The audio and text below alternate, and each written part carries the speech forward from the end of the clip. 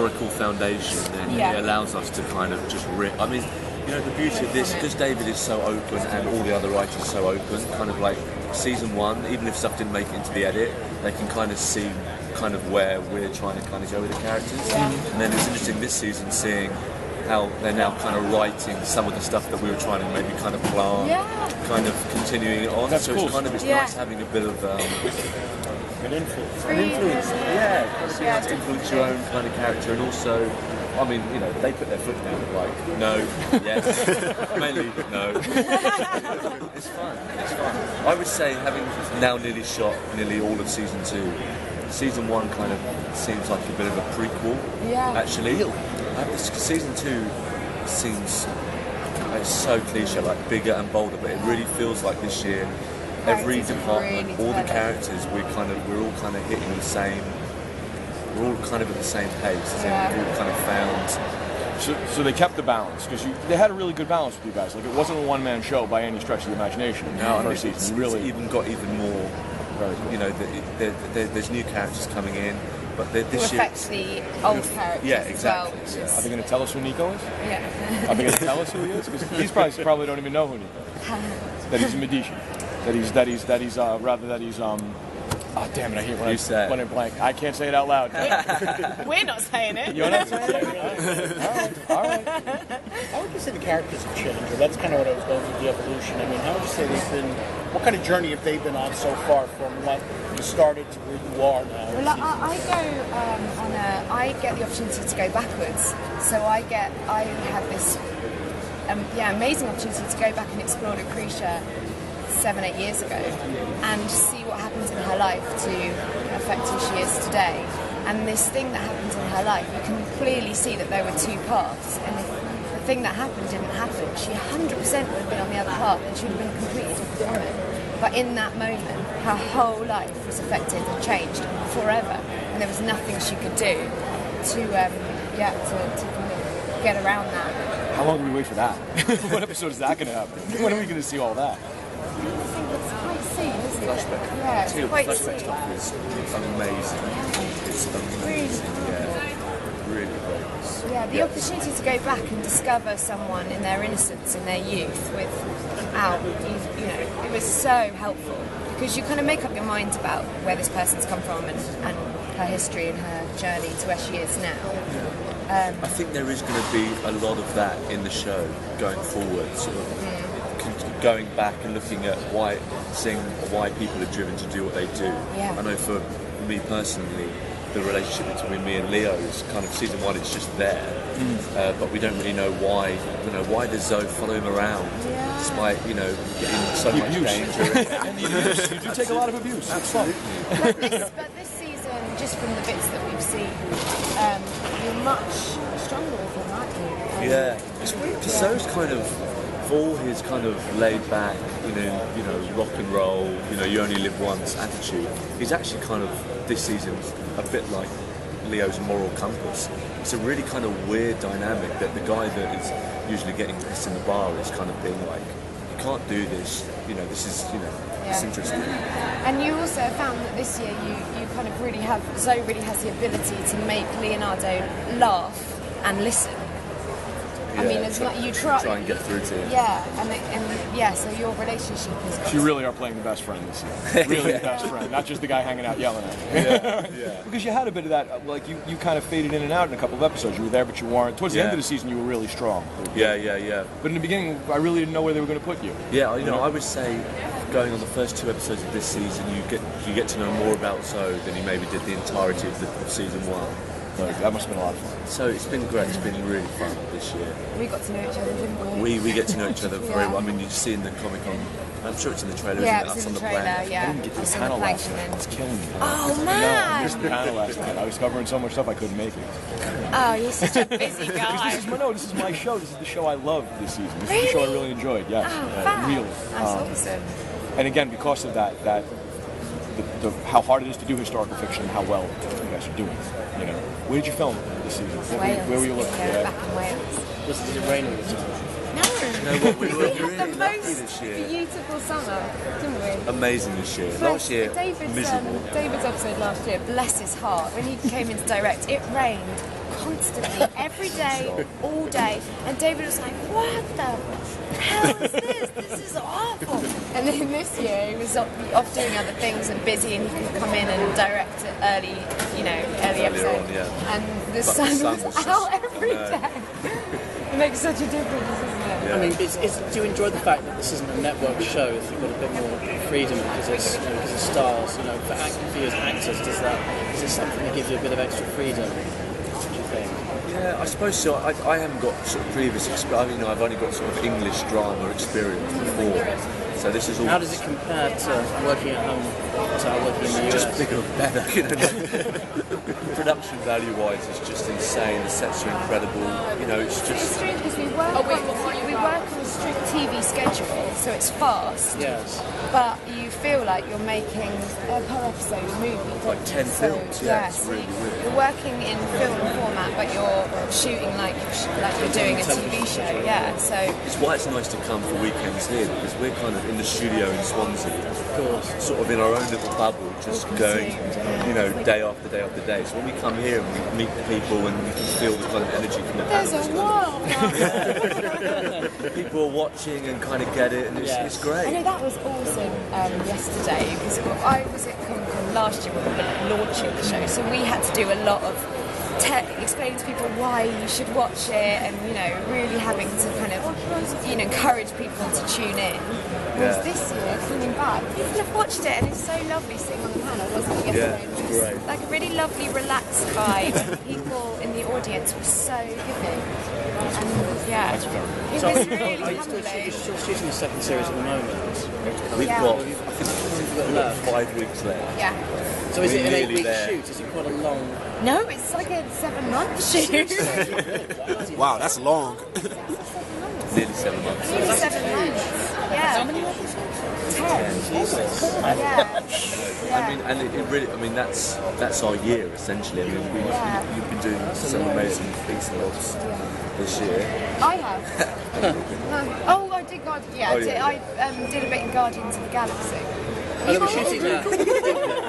They were shooting that at Long Cross, weren't they? They were. Kingston, Yeah, they were. Yeah, that was awesome. Like coming from these guys who are just family, home. That's our home at the moment, isn't it? Yeah. And then sort of nipping off and doing a little, well, not huge film, doing Guardians of the Galaxy. But then coming back to work and everyone's like, "How did it go? What was it like?" And it's like I escaped the coup. But generally, our basic gear is Da Vinci. It's just so it's all out. Isn't it? Yeah. Coming from British drama, where TV series are considered finite, you do when you're done. How does it feel to be in a situation where you're going till you're going? You're going till they cancel you. How does that feel? Like how does I love it. Yeah. I love it. I love the kind of. I've done quite a few, so like BBC 3-part drama things, and I love them. Which we don't get that here. We don't understand that because every TV show right. starts till they cancel it. That's we all go. I hope it lasts again. It's just great, especially when you have someone like David who can, that even if it went for like 7 seasons, the story will just grow and grow and grow, and the characters will grow. You just think, what a gift as an actor to be able to just. Because in 3 years' time, you could be a woman. I am. Spoiler alert. Thank you guys. Thank you. We're only going to write that last bit now. Oh, that's a clip. Yeah, that's an audio file. Definitely. I'll take that card. Thanks, guys. You're welcome. The book was published in 1991, so we've been around for a while. And many people have read the book and said, "Oh, this would make a great movie." Many of them have tried. I tell you what, you can't make a movie out of that book. However, the most recent person that we trusted with an option was Jim Colberg, the other executive producer, who acquired that option several years ago and kept renewing it because he would not give up. Very persistent guy, and he kept trying to make a movie of it. He hired Randall Wallace and Eddie Peacock, various very respectable screenwriters. Cannot be done. You can't make a 2-hour movie of that book. And meanwhile, Ron was familiar with the material and had been kind of checking back with Jim, saying, "Well, are you ready for television yet?" And finally, he was.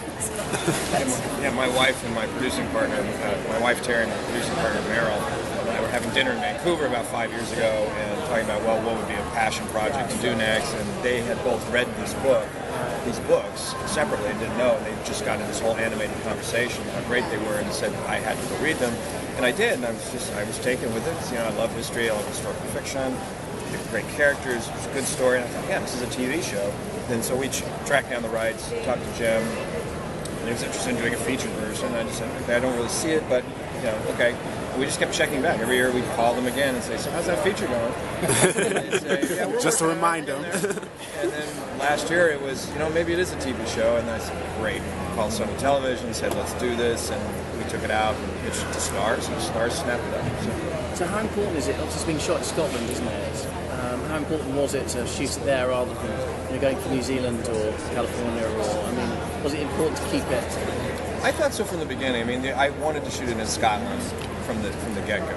Yeah, there's good financial reasons to do it. There's a big tax credit now in the UK, which is great. Yes. But they wanted the studio talked briefly about do you do it in New Zealand, do it in Romania.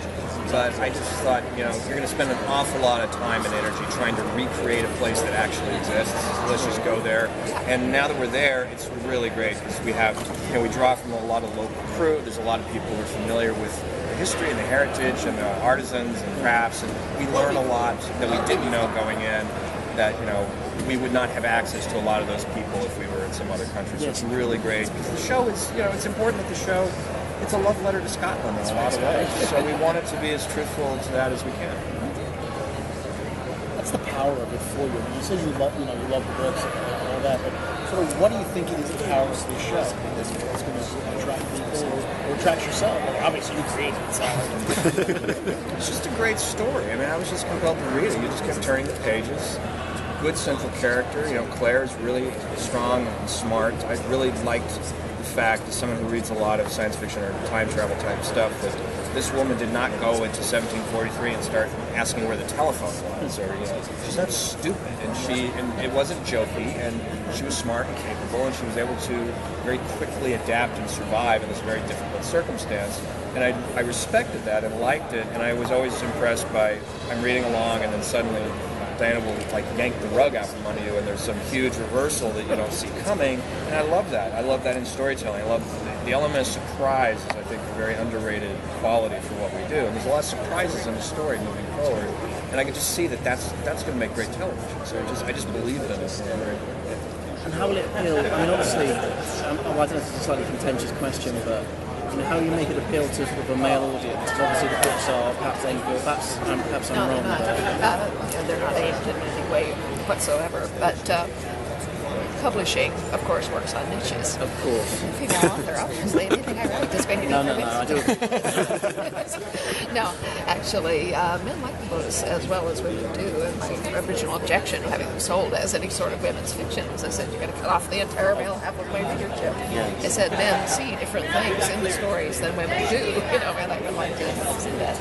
Right now I have a very large readership among servicemen because they're going to Iran or Afghanistan. Those who read for pleasure will go to the bookstore and get the biggest book they can find for the flight. Often enough, it's one of mine. So they finish it on the flight, then they call their family and say, send me the rest of them.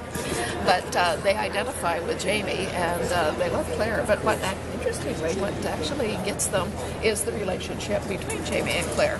Because, it's this dislocation, it's separation and so forth, and yet it's profound intimacy. And they say it makes it so much easier to talk to their wives or girlfriends on their weekly call. It's not like, does Timmy still have a cold? Have you seen your parents lately? This sort of stilted thing.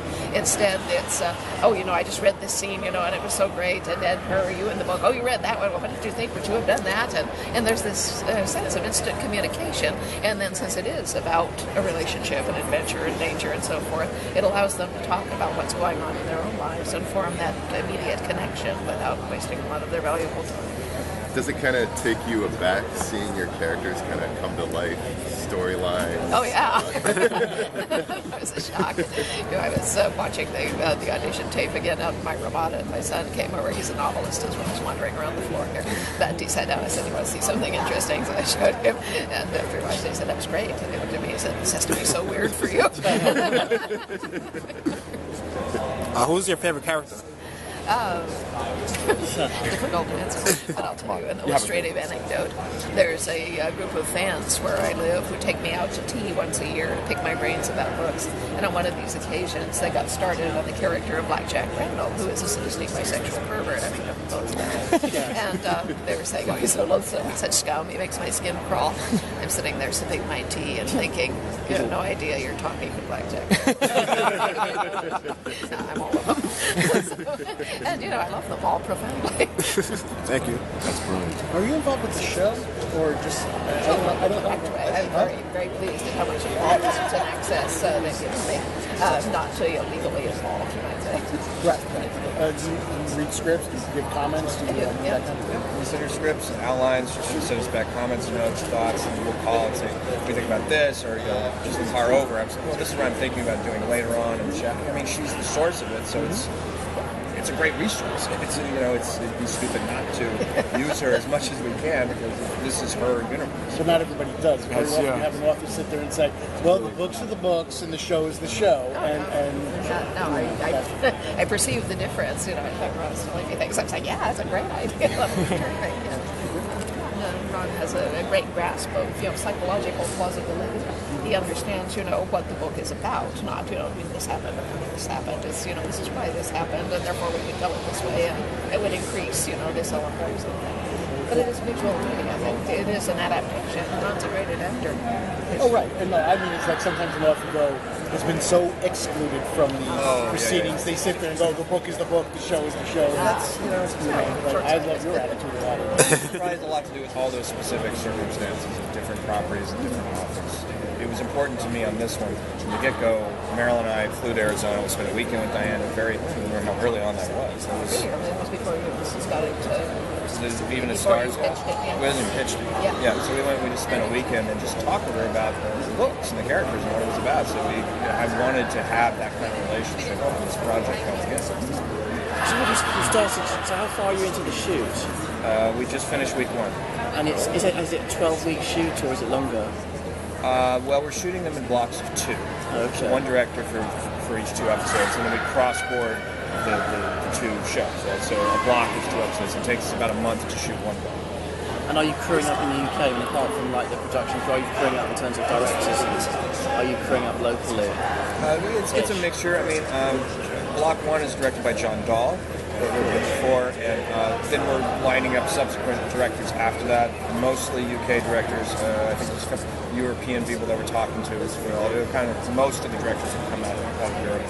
Is the block usually done, or is that like something's not done that often? The idea of having it's something that Left Bank Productions is the UK-based production entity that is technically doing the show. Right? It's owned by Sony Pictures. Left Bank has produced a lot of other television, like Strike Back and a lot of other things. They are familiar with doing it in this format in blocks of 2.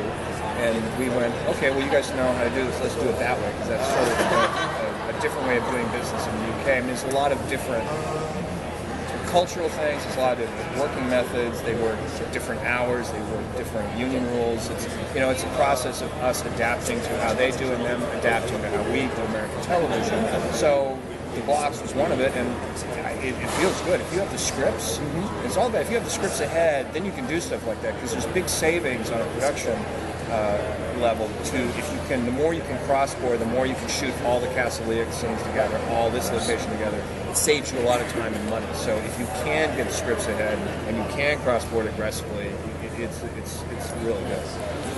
All right, thank you. Thank you. Nice to see you. You're here, we're here, we should check. Exactly. It'd be a shame not to. It would be stupid. We'd just be sitting there. Sit around, just having low sodium. There's some weird drinks next to us. I say there's some cans that are like 2 litres, like they're drinks. And then there's monster Yeah, there's things. in the book for the convention. Yeah. Big cans. A woman with a tight T-shirt selling big cans. And Really? But the cans are this big. I mean, It is. It's very, very sophisticated. I think there's something. Welcome to Comic-Con. I feel like they're hinting at something, I just don't know.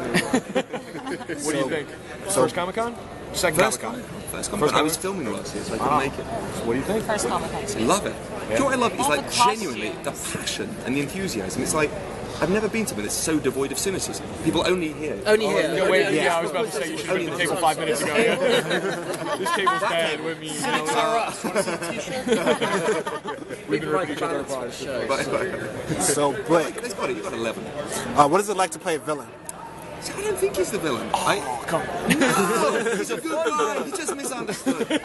Aren't we all? I think he's the primary antagonist, but I think in his head, he believes he's the hero. Oh. Absolutely. You know, he's in a very amoral universe. He's the character probably with the strongest convictions. He's trying to do the Lord's will, restore order to the world. He's made terrible sacrifices. You know, he thinks of himself as this fearless crusader. So, you know, I have to think of him as the hero. Even though, objectively, you might see certain questionable torture acts. Questionable. That's it. I love the way he talks. So English. Very Has there been an evolution in your characters from sort of where the show started? Oh my God! I mean, how would you sort of describe that? I mean, yes, okay, thank you. That's the best thing about Yeah, this I season. mean, this season. I mean, this season is epic. I mean, I think it redefines a lot of characters. I mean, even in last series, it starts. You know, Riario is such a kind of controlled and meticulous creature, and he's very much in his comfort zone. There's all the social and political and military resources of the Vatican behind him. Whereas this season, in Search of the Book of Leaves, he's catapulted across the Atlantic into the New World, and he's so out of his comfort zone. And, you know, I think it's almost like the Trials of Job this season. He's pushed absolutely to breaking point physically and emotionally, and he really glimpses into the dark recesses of his soul. He goes some dark places. We see a new kind of emotional rawness and ferocity, and we see an amorous side, which is nice. But no, it's an epic journey for Riario this season. And you? Jesus. Is she bored? I can't tell. No. I'm always thinking, like, how much can I say? Ah, yes, the secrets. You got that right. The secrets. We love the Yeah. Well, I'm going to talk a little bit about my character. Her name is Imakama. She's a high priestess. She's like the queen of the Inca Empire. It's really, really nice because she plays like, she's representing like the new world, like a completely different perspective of religion, of beliefs, of behavior, of protecting her people, her village, the children of the sun. She is very aware of the threat that white men, represent to her people. So she is gonna want to protect all of them. But also she has to team up a little bit with them because they all want the Book of Leaves. So they're all like helping each other, but it's like a really, really conflictive relationship with, what she represents and, like the new visitors. So that's what it's all going to be about. I think it's one of the defining features of this series especially is a lot of new alliances are forged. I remember talking to David Goyer before we started shooting right at the beginning. He was saying one of his favourite things in TV shows is you take two characters you would never expect to coexist and you kind of put them into a hostile environment and see how they thrive. It's like a kind of an experiment. And again, in this series we have a lot of characters we've never met suddenly forced to rely upon one another physically, emotionally. Riario and Da Vinci have a kind of form of grudging alliance, which is very complex and changeable. Everybody's pushed to their limits in the most unpredictable way. Yeah. And that's what I love about this series is you never know what's going to happen next. I never thought we'd get 11. I didn't. That was an interesting way to take it. I didn't know where it was going to go. I love it. It's fearless. How quick do we get there? I didn't get to the panel. I don't know if I'm allowed to talk like the specifics, but there is a race across the Atlantic. Because my head is still seeing the explosion. I'm still seeing the end of season 1. You get more explosions, don't worry. Looking forward to it. I see the end of season 1 and I'm going, okay, how are you getting at it? Where are we going from there? Well, the first episode begins exact direct continuity. Me about to blow the sacristy doors of the Duomo off with my Renaissance bazooka, as you do. Push you or culverin. As you do. And, but before that, we have a little flashback right at the beginning where we see Da Vinci and Riario locked in a cell together, utterly dishevelled, broken. The idea that something terrible, something seismically terrible has happened. But it's all kind of rather mysterious. And it kind of begins to unravel, and then we cut back to the beginning. So we have a little kind of elliptical taster of where we're heading later on in the series. So is there more location shooting then? We did some location. I mean, we shoot it largely in Swansea, but I mean, You didn't double up Wales for Peru then? I mean, it's not really much of a... we There's might, a lot we you'd might be have. surprised. They're very similar. I was The very weather in surprised. Swansea and Peru is almost identical. In fact, in our show, it's identical. And obviously the rainforest, obviously, just outside of Merthyr. We did actually find some good rainforest. I mean, one of the things that really shocked me last year is the amount of resources Wales had. So I think we shot in over 20 castles last year. There are Of course, I sand know there's a dunes. hell of a lot of castles. It's extraordinary, and also Wales is so, the government is so forthcoming in terms of allowing people to shoot in all these beautiful places. I mean, we found kind of waterfalls and sand dunes. And Caves. we were actually blessed, and it was actually a rather lovely summer. In a way, last year was monstrous, without measure, and relentless. They still, don't get me wrong, we've been wet almost continuously. But that's like, even when it's not raining, they find a way to bring the rain down. There's always a river or water. I've never been more continuously wet for months on end. And if it's not water, it's blood. It's Yes, your character especially. Yes, you seem to have the affinity. I just for it. gargle blood in the morning and go to work. There's an image. Yeah. So you think I'm joking? No, I don't. That's You seem like a really nice guy. How do you kind of get into the mindset? So I've never played a character. It's this dark already. So it's No, he's I've loved playing it. a nice guy right now. Yeah. I like it. Nice guy by day. Nice guy by day, evil at night. We got you too. I've actually got a dagger strapped to my leg. Oh, You flew in, that didn't happen. In the round table. I'm crushing a puppy under my right foot right now. Yeah. And the neck snaps. No, it's hard. It's really, it's a challenge. I'm kind of finding my way there. Some scenes, I mean, this year especially, they go to such dark places. It takes a bit of work. I find myself slinking off into dark corners and thinking, dark corners. That's a good thing. Yeah. That's a good thing. How do you feel about the open-endedness of an American series? The idea that it's not one series and done, or two series I and done. remember chatting to David Goyer before we started this, and it's very unlike the English model, where an American showrunner has this ambition, and David Goyer especially has this encyclopedic knowledge of every character. And he was telling me where these characters go season 5, 6, 7. If we get them, I was like, this is amazing. I really hope we're lucky enough to get there, but it's all planned out in his head, exactly where we're going in this. Well, it's frightening, but it's kind of exciting as well. He's not busking. So there are bits that are already cropping up in series 2 that are tiny teasers in episode 1 of season 1, and you go like, I see that was a kind of little hint to where we're going. These little Easter eggs. It's really coherent, and it's very beautifully thought up trajectory of the series. So he does give you a lot of advance on your character. You do know a lot about He tells us the things we need to know in terms of, if we're playing a beat that there's a dark backstory. Like there are a few flashbacks this season, which I think fill in a few interesting gaps in season 1 that were hinted at that we don't see in terms of his relationship. His relationship specifically with Lucretia. But sometimes they surprise us. And isn't that nice? We never know. Caroline, how do you find the family? Well, The they're bruises have died amazing. down. They're amazing. Like 3 I weeks of also- relentless bullying.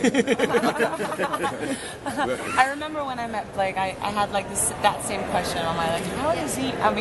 How come he's so nice and he plays such a dark character? I was hoping like, yeah, nice to meet you. They were like, hello. And I was like, wow, is this the same guy? And they were all like that. It was just like they're the most generous generous actors, which is one of the things I value the most when you're on set. Like they're so creative. They're open also to ideas, full of them, as you can see. So it's been like... It's a really fun shoot. It's like a big old family, and it's just fun. There's been more corpsing this series, I would say. There've been more takes ruined by people just laughing. Corpse? No, I'm not talking reality corpsing. Sorry, I was like, okay. all my business in the world. Corpsing is like a British theatrical term. Like if you're laughing when you shouldn't, you say you were corpsing. Yeah. Interesting. Like do it to each other on purpose, do you? No? Occasionally it gets out of hand. People deviate from the script in unusual ways, and it just... That is a very nice way of saying it. Deviate in unusual ways. When you were told how season 1 would end, what was your reaction? I love it in the series one. I mean, anything that ends running around with a Renaissance bazooka and the line "God's vengeance is upon you." It's a humdinger. I mean, how do you top that? Say that at home a lot? God, Yeah. God's vengeance is upon you. Good way to raise a kid. It is. It works. It's a good answer-phone message. It's a good phone ring. It's like multi-purpose. No, I loved it. I mean, the end of season 1 is kind of epic, and I love it. The writers on this, they're always trying to top themselves. So you kind of, they're getting to a state where you go, like, how do we get out of this? How do we build this and get bigger and darker and meaner and more epic? And I think they've done it this year. The whole ambition, everything is bigger. The sets are bigger geographically. We're spanning continents. The sets are bigger. Our beards are bigger. Everything's just bigger. Yeah. Growing it out. Yeah, I am just growing it out. You're wearing a beard. Everyone's wearing How about yours? Your reaction to the end of season 1? God, yeah. I mean, it's like everyone's reaction. I was, I wasn't working there, of course, but it was amazing. I was like, how am I gonna fit in there? Like, how can I connect with that? Because I by the time I saw the end of the season, because I live in Colombia, so we weren't there already. It was being broadcasted, but I couldn't see the end of it. So I saw it when I already knew I was playing a character in the season. I was like, how are they gonna work this? Like, I had no idea. But it's David Goyer, so. Yeah. Cheers, thanks very much. You're welcome. Thank you. Have a great day. Thank you. You're welcome. Tired makes me want to ask you this. Between the Batman and the Superman and all the superhero stuff and Da Vinci's demons, how the hell are you awake? And 2 young kids. And That's the fun part. 6-year-old and 3-year-old. Me too. I don't know. I'm tired today, that's for sure. But I'll try to be chipper. Just be yourself. And multitask. Yeah. David, how long did it take you to write the entire first season? Well, I did not write the whole first season myself. I think I co-wrote or wrote 5 of the episodes. I wrote the first 2 episodes before we were greenlit. I don't know, I spent maybe a month apiece on each of those, and then the writing period for the first season was about 3 months, and the writing period for the second season, well, it's still ongoing, but the initial writing period was maybe 4 months or so. But, I mean, we're still working on late. We haven't turned in the script for episode 10, which starts shooting in about 2 weeks. Yay! Although we have an outline. Okay. It's good. That's good. It's great. Just go. No, it's a long. Look, the scripts are like 55 pages, and it's a 20-page outline, so it's pretty. It's going to be a 100-page script. TV versus film. Obviously, what are the pros and cons of each? Film, more money. Costly. More time to film, that kind of thing. Yes.